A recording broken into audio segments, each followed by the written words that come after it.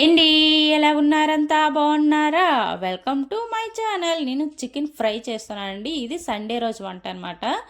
ఇందులో నేను చికెన్ బాగా కడుక్కొని అందులోని పసుపు, కారం, ధనియాల పొడి, రుచికి సరిపడినంత ఉప్పు, కొంచెం పెరుగు అన్నీ వేసేసుకున్నానండి.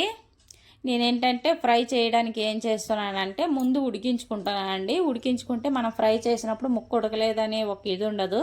చికెన్ అయితే బాగా ఉడకాలి కదా, అందుకని పిల్లలు కూడా తింటారు కదా, అందుకని నేను ముందే ఉడికించుకుంటాను. కొంచెం ఇవన్నీ వేసి మసాలా దినుసులు, పెరుగు, పుదీనా, అల్లం వెల్లుల్లి పేస్ట్ ఇవన్నీ వేసి కలిపేసుకొని కొంచెం ఆయిల్ కూడా వేసుకుంటున్నానండి. టేస్ట్ అయితే భలే ఉంటుంది ఇలా చేసుకుంటే. చికెన్ ఫ్రై చేసే అంటే ఇలా కూడా చేసుకోవచ్చు, కాకపోతే కొంచెం ముక్క ఉడకలేనట్టు ఉంటుంది కదా, అందుకని నేను కొంచెం ఒక 20 నిమిషాల పాటు ఉడికించుకుంటున్నానండి. ఇందులోని వాటర్ అంతా దగ్గరికి పోయేటట్టు చికెన్లోని వాటర్ అంతాను ఇలాగోండి ఇలా.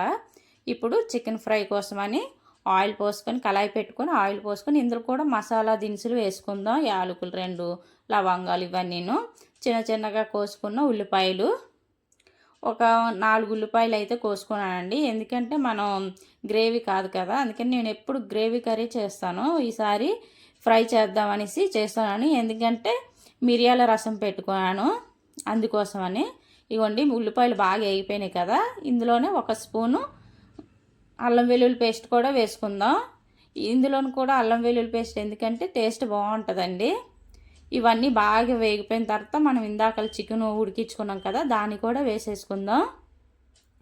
ఎందుకంటే చికెన్ ముందు ఉడికించుకుంటానంటే మనకి చికెన్ ఉడికే మాడిపోతుంటుంది, ముక్క ఉడకదు, చాలా కష్టమవుతుంది కదా, అందుకే కొంచెం ముందు ఉడికించుకుంటే బాగుంటుంది. ఇగోండి లాస్ట్లోని కొంచెం మిరియాల పొడి,